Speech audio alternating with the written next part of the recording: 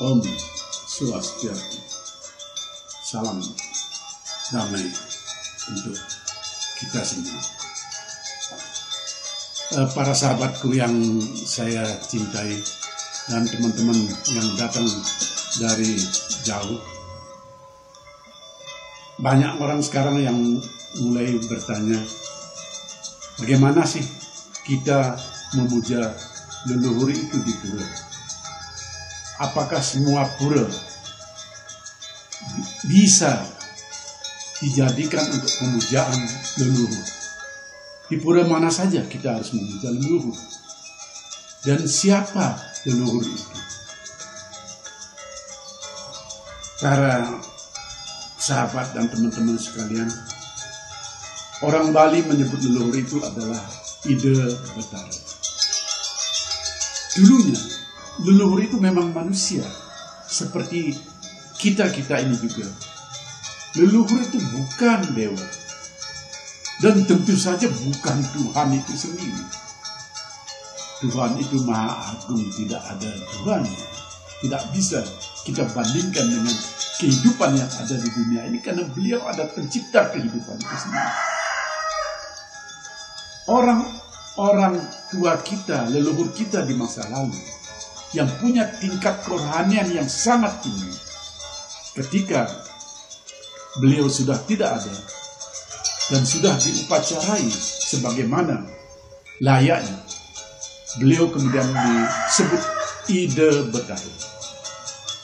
Mereka adalah penyebar agama Hindu dan pendeta-pendeta yang memang sangat berjasa terhadap perkembangan agama ini. Sampai sekarang pun, kalau ada pendeta Hindu yang meninggal dunia dan sudah diupacarai fitrayatnya, kremasi, dan semua ritualnya dijalani, beliau juga disebut Ida Betara dan distanakan di Meru, tempat merajang beliau sendiri. Para leluhur kita itu kemudian dibuatkan pura. Misalnya Pura Silayukti yang ada di dekat pelabuhan Padang Bayi, di sebuah bukit yang sangat indah. Di sana dipuja Betara Empu Kuturan. Karena beliau Empu Kuturan di masa lalu memang tinggal di sana dan mendirikan payogan di sana. Begitu pula di Pura Besakih ada Pura Catur Lawa. Di sana tempat memuja Ida Betara Empu Semeru. Kemudian di lereng Gunung Lempuyang ada disebut Pura Lempuyang Madya. Di sana dulu berstana tinggal Ida Empu Geni Jaya. Begitu pula di Pura Dasar Buana Gel-Gel tinggal dulu Empu Ganem, dan sampai sekarang beliau dipuja di sana. Selain para empu yang saya sebutkan tadi, belakangan muncul pula di Bali, datang ke Bali seorang Brahmana sakti dari Jawa, Dangyan Nirarto. Di Bali beliau dijuluki, diberi nama kehormatan Betara Sakti Waurau. Waurau artinya baru datang. Nah, peninggalan-peninggalan beliau sangat banyak. Peninggalan itu adalah tempat beliau bermukim sementara sebelum mengemara ke tempat-tempat yang lain. Misalnya di Pura Sakenan beliau pernah tinggal, di Pura Ulewatu, di Pura Tanah Lo, di Pura Pulaki, tersebar hampir di seluruh pantai-pantai yang ada di Bali. Di pedesaan pun banyak sekali ada pemujaan leluhur. Cuma sayangnya Ida Betara yang melingit di sana tidak jelas asal usulnya. Kapan beliau hadir di sana? Apa tugas beliau? Siapa namanya? Sangat ramah. Satu contoh pura yang ada di sebelah Pasraman ini, Pura Manik Geni. Di sana konon dulu ada seorang dukuh sakti yang menjadi penasihat kerajaan Gel-Gel. Cuma tidak jelas siapa nama beliau dan bahkan Raja Gel-Gel siapa pada saat itu. Secara remang-remang ada kisah beliau dukuh sakti yang saya hormati, yang saya muliakan karena saya ikut menyungsung Pura Manik Geni, pernah mengikuti perjalanan Raja Gel-Gel untuk menaklukkan Lombok Barat, Mataram. Dan sepulang dari sana, Raja Gel-Gel memberikan hadiah kenang-kenangan kepada Ki Dukuh Sakti, hasil jarahan dari daerah penaklukan berupa kendongan besi, kulkul besi. Sampai sekarang, kendongan besi itu dijadikan benda sakral, dijadikan barang sakral, dijadikan pratim kalau istilah Bali, dan sampai sekarang dijadikan sarana upacara yang sangat penting kalau ada Tiodalam di Pura Manik Geni.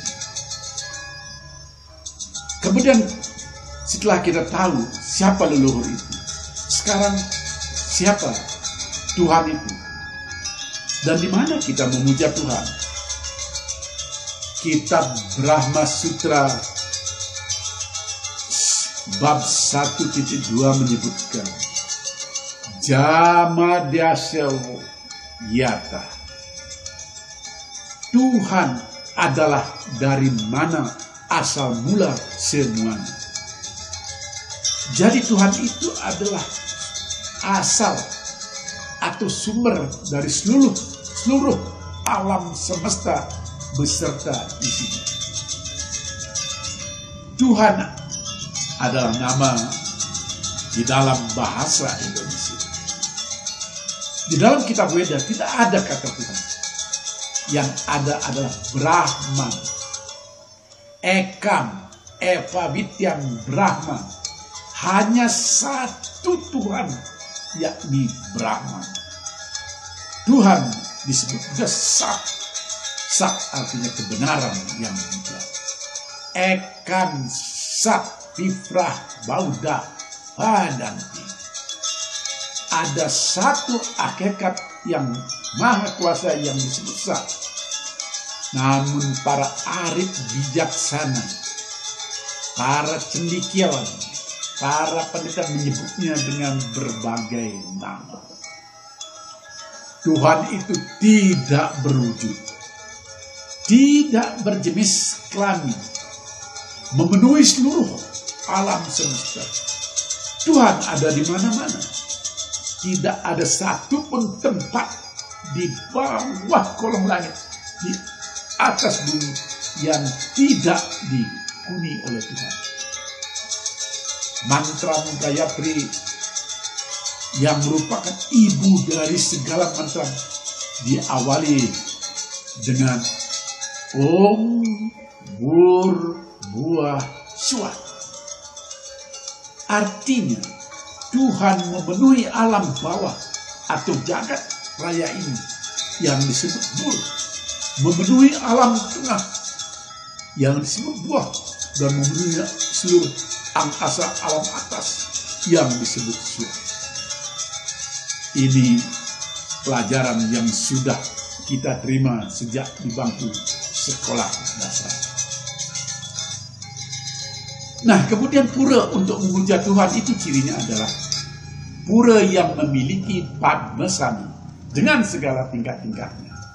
Ada Padmasari, misalnya Padma yang ada di lingkungan sekolah, tidak usah terlalu besar, itu kecil dari nama Padma. Ada pura Padma yang sangat besar,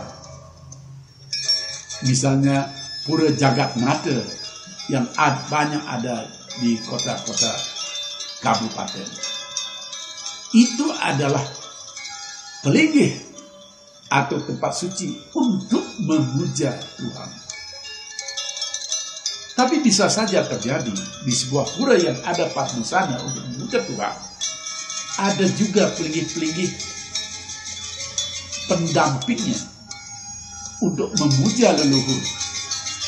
Tetapi itu disebut sebagai pura pengayatan atau pura penyawangan. Misalnya, di tempat ini, di Pasaman Bangenia, ada padmasana untuk memuja Tuhan. Karena tempat ini banyak dikunjungi oleh umat-umat Hindu dari berbagai kawitan, dari berbagai leluhur. Tetapi di sebelahnya ada juga pura untuk memuja leluhur, misalnya memuja Empu Kuturan yang ada di Pura Pulaki, yang istananya di Pura Pulaki. Nah, di sini kita bisa menghayat beliau bersembahyang di sini. Tujuannya untuk Empu Kuturan. Karena apa? Mungkin masalah faktor kita tidak bisa dalam waktu yang singkat, dalam waktu yang pendek pergi jauh ke padang lain, atau masalah kendala teknis lainnya. Jadi dari sinilah kita memuja beliau, itu bisa dibenarkan. Dan memang lazim itu terjadi. Cuma tentu saja banyak sekali orang yang tidak sering kalau ke sebuah pura langsung memuja Tuhan. Apalagi di samping pelinggih padmasana itu ada pura-pura penghayatan. Karena apa? Karena umat kita cenderung pada saat bersembahyang memohon yang lebih khusus. Misalnya memohon kebijakan dan perlindungan. Maka di sana ada pura atau ada stana atau ada pelinggih yang kecil, di atasnya ada patung Ganesha misalnya. Atau memohon ilmu pengetahuan, maka dibuatlah di sana patung Dewi Saraswati. Dewa itu berasal dari kata div yang berarti sinar. Jadi dewa itu adalah sinar kekuatan sakti dari Tuhan. Kalau saya ibaratkan Tuhan itu adalah matahari, maka sinar matahari yang beragam fungsi itu adalah para dewa. Jadi kalau kita memuja dewa, pada akhirnya adalah juga memuja Tuhan. Nah, kalau kita sudah paham bagaimana dan di mana kita memuja Tuhan, memuja dewa, dan memuja leluhur, maka kita lebih siap untuk melakukan persembahyangan di sebuah pura. Di pura mana kita memuja Tuhan? Yang secara langsung, tanpa melalui leluhur, tanpa melalui permohonan-permohonan yang disampaikan kepada para dewa. Dan di mana pula kita memuja leluhur atau juga memuja dewa-dewa untuk permohonan-permohonan khusus, untuk selanjutnya memuja Tuhan. Saya punya buku yang mungkin nanti bisa saya bagikan. Judulnya adalah Memuja Tuhan, Memuja Dewa, Memuja Leluhur, 3 jenis pemujaan yang berbeda. Nah, demikian sahabat dan teman-teman semua, meskipun umat Hindu kesannya sering melakukan persembahyangan secara berliku-liku, toh pada intinya umat Hindu ujung-ujungnya tetap memuja Tuhan. Karena leluhur itu dan dewa itu tidak bisa dipisahkan dari Tuhan Yang Maha Esa. Demikian sedikit wejangan saya pada sore hari ini. Untuk selanjutnya mari kita berdiskusi secara terbuka. Semoga bermanfaat. Om Santi Santi Santi.